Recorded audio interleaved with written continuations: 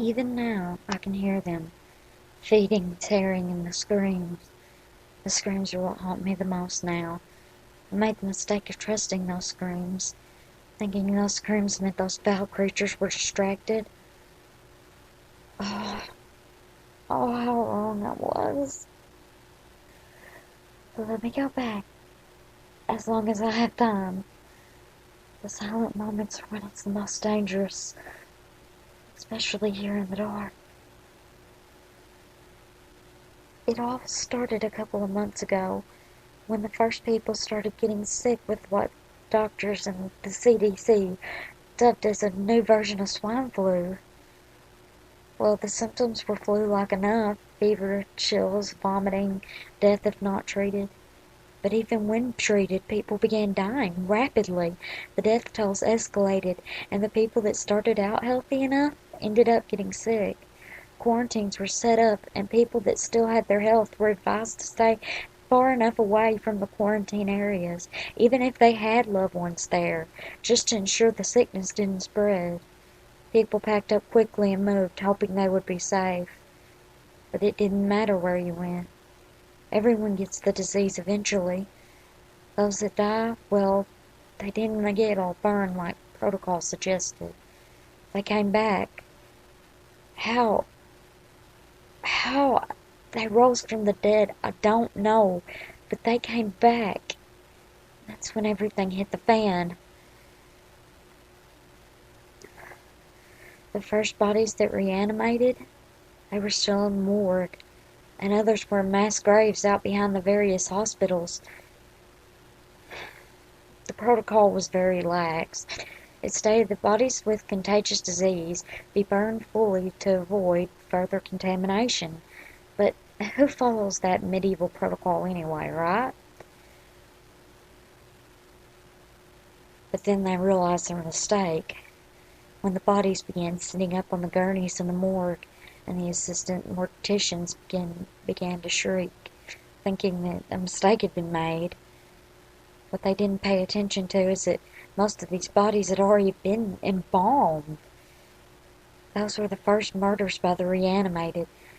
The flesh making their strength grow, the blood and the muscle making their brains regrow. Not fully, but at least enough to control basic functions, enough to awaken the raging hunger inside of them. Basic animalistic instinct kicked in, and these undead began to walk the hospital halls, flesh partially preserved by the embalming fluid inside. Mass chaos went into many different states, and across the globe states of emergency were reported. We were supposed to stay inside, barricade the doors, answer to no one. Those that weren't dead could be infected, or just driven crazy. But not everyone listened, and those were always the next to die. Seeing a loved one shambling up your driveway might make you forget what you were told by the news about staying inside and not answering to anyone. Or you could watch a small child traced up the streets by those abominations, screaming and pleading for help. Would you have opened your door? They didn't for my son. Those beasts. They caught him on his way from his friends. Why would any parent let him leave after all that was said? I don't know. I watched him ripped to shreds in the front yard, stifling my own sobs and screams with the back of my hand. Why did no one save him? Why couldn't I save him? I could have tried. I could have blown off the fuckers' heads. I don't know why I didn't, but I was frozen, watching them destroy my baby, my flesh and blood. The child that I'd given life to. His eyes in those final moments of clarity were horrible. I see this every night when the darkness falls and I'm stuck, glued to the small holes I left in the boards that now cover my door and windows. can't sleep anymore. His shrieks haunt my nightmares. Survival of the fittest.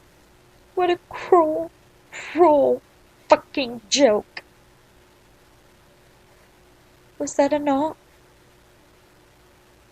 Oh my God, Damien. It's Damien. He's on my porch tapping at the window. My son, he's at the window. And his eyes are pleading for me to let him in.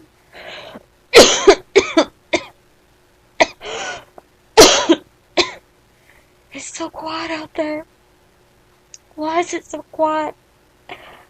Have they left him alone? Maybe he isn't dead. Maybe they just injured him. Maybe they found another to dismember and disembowel. My sweet son. His sweet blue eyes. They're pleading with me to let him in. I can't leave him out there. Not with those monsters. Why is it so quiet?